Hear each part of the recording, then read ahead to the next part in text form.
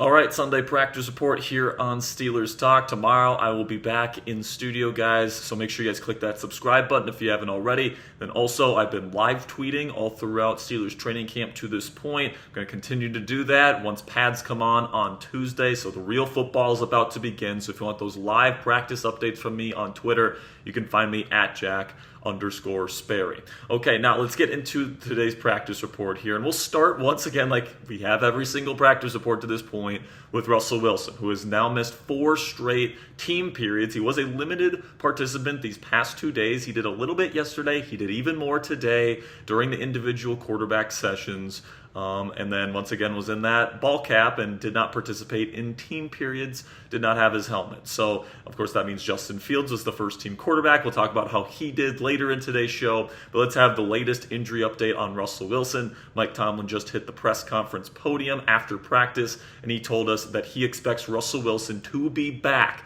when the Steelers put on the pads on Tuesday. So looks like after this day off on Monday, Russ is going to be all good to practice on Tuesday.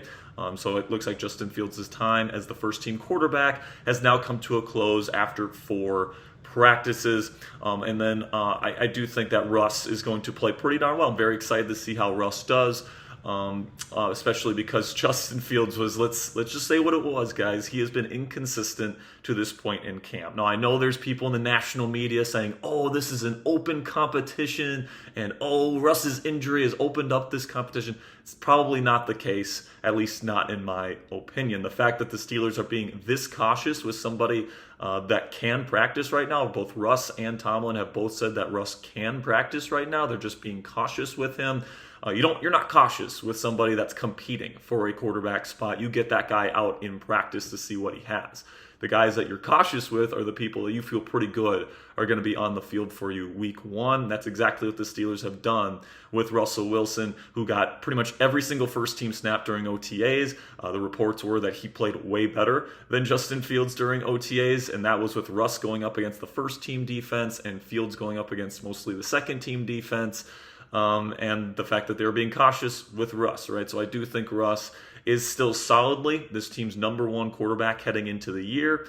And I do not think this competition, or if you even want to call it a competition, is as open as people like Mike Garafolo and other national media reporters are saying right now. So now, let's get to Fields and how he did today. Now, I came on here yesterday, and I said that Fields had his best day yet, and that was true. And he followed that up today with probably his worst day, if I'm being completely honest with you. Okay, now during 7 shots, for those of you that don't know what 7 shots is, it's at the goal line, 7 opportunities to score, offense versus defense. After losing the first 2 days of practice, the offense did bounce back today, winning 5-2. But Justin Fields, on his 3 opportunities when he was either the rusher or the one passing the football, was 1 for 3. So now that means he is 3 for 12 all throughout the first 3 days of camp. That's abysmal. When you're in these situations, guys, we saw it last year with Kenny Pickett, not getting into the end zone enough. Justin Fields looks like same problem.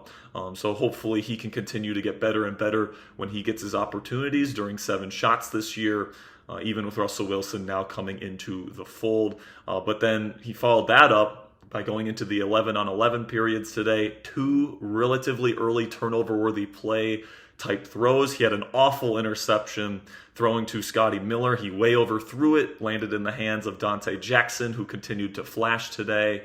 That was a really bad one. And then I think 2 plays later, Fields threw almost another interception. It was right in the lap of Kalen Barnes, who jumped the pass and dropped it. So should have had 2 interceptions today early on.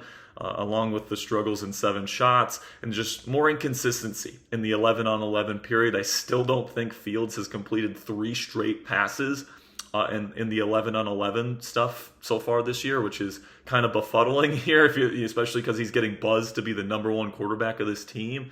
If your number 1 quarterback can't complete 3 straight passes in an 11-on-11 practice, that guy should not be starting in the NFL, at least not right now. And I think that the takeaway that I have right now is that Fields just hasn't done enough to make this a true competition.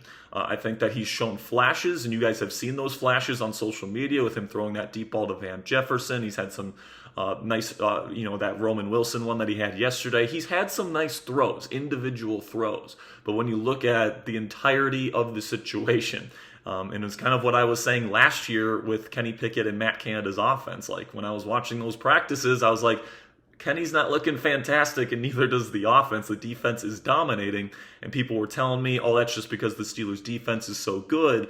But, at some point, it's got to be on the offense here a little bit.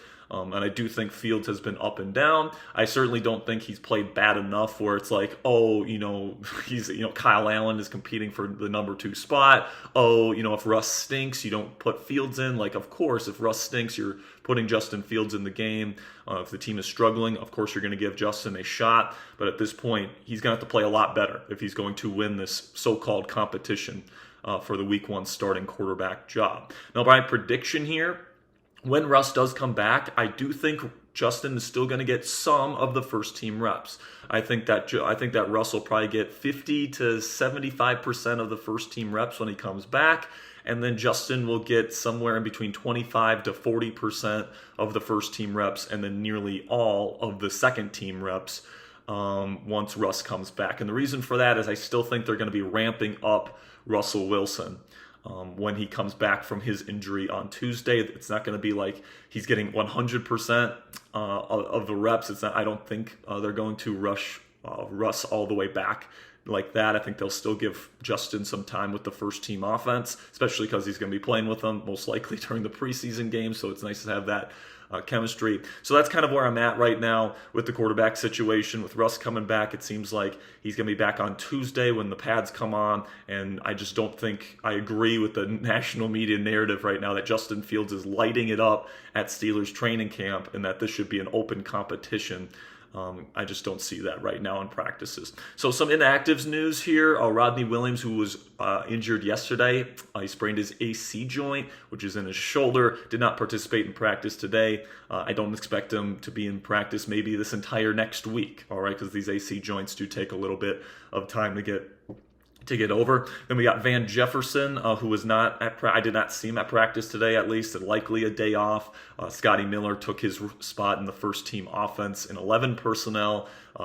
And overall, he caught a touchdown. I can't remember if it was him or Calvin Austin III, but I do think it was him that's caught the touchdown from Justin Fields today in 7 shots. So Scotty got that.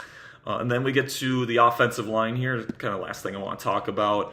Troy Fautano got quite a bit of time with the first team offense at right tackle. He did have 2 false starts, so he had to run a couple laps per the new rule from Arthur Smith here.